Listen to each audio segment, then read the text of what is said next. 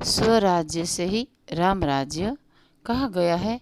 पराधीन सपन एहु सुख नाही, अर्थात पराधीन व्यक्ति को स्वपन में भी सुख नहीं मिलता।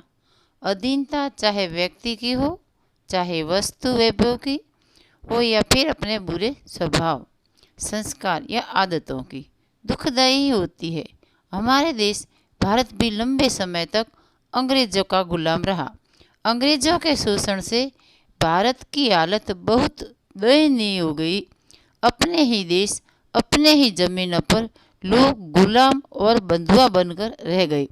पराधीनता में सबको अपना जानलेवा अभिशाप लगने लगा। भारत जो सोने की चिड़िया था, वह पत्थर की चिड़िया बन गया। स्वतंत्रता ने दिखाया उन्नति का शिखर।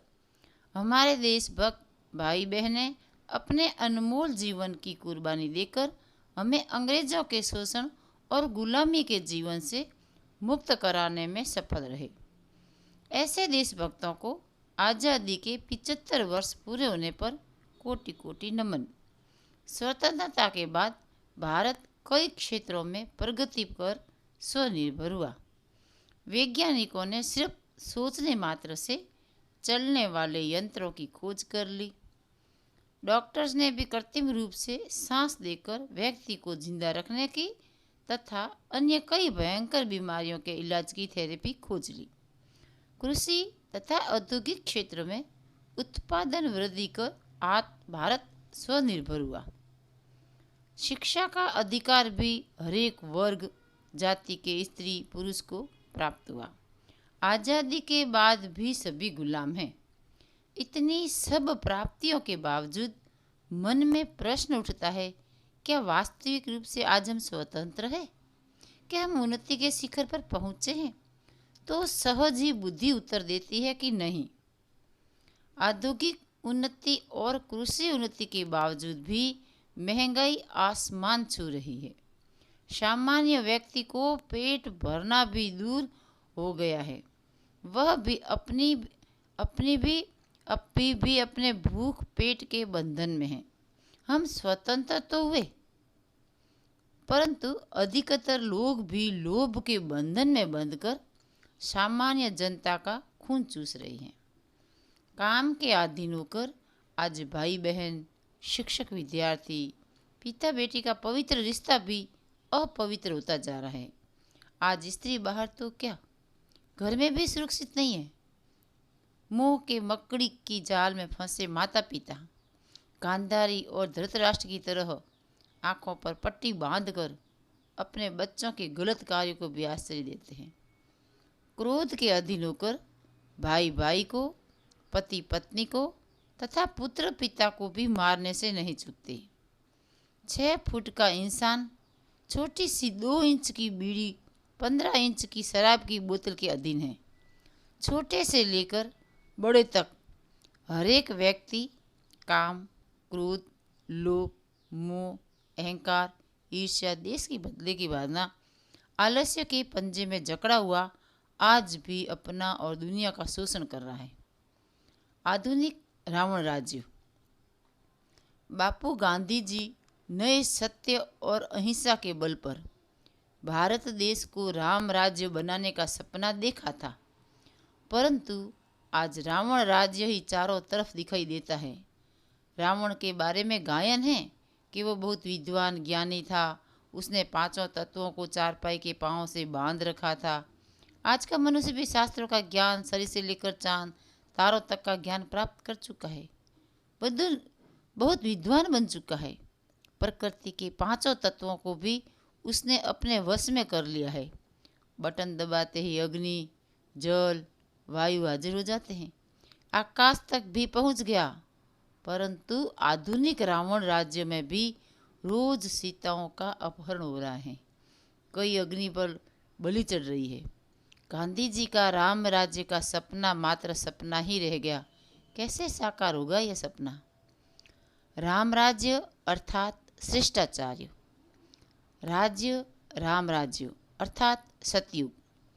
त्रेता युग में सभी यथा राजा रानी तथा प्रजा संपूर्ण निर्विकारी पावन श्रेष्ठाचार्य थे। सारे विश्व पर श्री लक्ष्मी, श्री नारायण तथा श्री सीता, श्री राम का ही राज्य था। उस अटल, अखंड, निर्विघ्न राज्य के बारे में भी गायन है कि वहाँ घी दूध की नदियाँ बहती थी।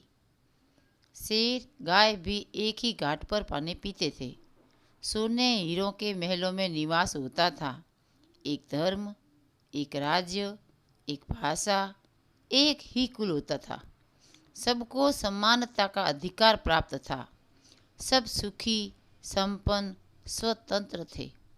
राम राज्य में भारत सोने की चिड़िया था। सभी मर्यादा पुरुषोत्तम, अहिंसा परमो धर्म थे। एक कवि ने कहा है, दैविक भौतिक तापा, राम राज्य काहू नहीं व्यापा।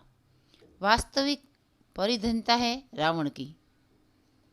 भारत को विदेश अंग्रेजी राज्य से आज़ाद करने में तो बापू गांधी जी सफल रहे, परंतु एक अदृश्य शत्रु रावण इस भारत देश का पिछले 25 वर्षों अर्थात द्वापर युग, कलयुग से राज्य हड़प के बैठा है, जिसने ही परम धाम निवासी आत्माओं की मूल संपत्ति, ज्ञान, पवित्रता, शांति, प्रेम, सुख, आनंद, शक्ति को छीन लिया है।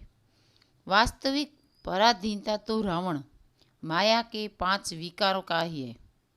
आज संसार की हर समस्या, चाहे वह व्यक्तिगत हो, सामाजिक हो, राष्ट्रीय हो, अंतर्राष्ट्रीय हो, सबका मूल कारण यह माया रावण का ही है। इस रावण के राज्य को खत्म करने से ही सच्ची स्वतंत्रता मिलेगी। सच्चे स्वराज की स्थापना के लिए स्व को अर्थात आत्मा को जानकर, उसके स्वधर्म तथा गुणों को पहचान कर ही हम अपनी कर्मेंद्रियों तथा सूक्ष्म कर्मेंद्रियों, मन, बुद्धि, संस्कार पर राज्य कर सकते हैं। स्वराज्याधिकारी आत्मा को कोई व्यक्ति, वस्तु, वैभव, पुराना स्वभाव, संस्कार, यहाँ तक कि प्रकृति के 5 तत्व भी अधीन नहीं कर सकते। यही सच्ची स्वतंत्रता है। इससे ही भारत देश फिर से भरपूर, खुशहाल सोने की चिड़िया बन सकता है। बेहद का बापू शिव बाबा हम सच्चे देशभक्तों के द्वारा इस संगम युग पर पवित्र बनो, योगी बनो का नारा देकर इस भारत देश को गुप्त शत्रु से मुक्त करा रहा है। उस द्वारा छीनी गई सुख शांति की संपत्ति को वापस हमें दिला रहे हैं। इसका राज्य समाप्त कर बेहद का स्वराज्य अर्थात राम राज्य स्थापित कर रहे हैं। आइए मिलकर गाएं, मेरा भारत देश महान, जहाँ आते शिव भगवान, जहाँ से होता सबका कल्याण, है सबका यह तीर्थ स्थान। जय हिंद, जय भारत। आपको हमारी कैसा लगा कमेंट करना, सब्सक्राइब ज़रूर करना और लाइक करना।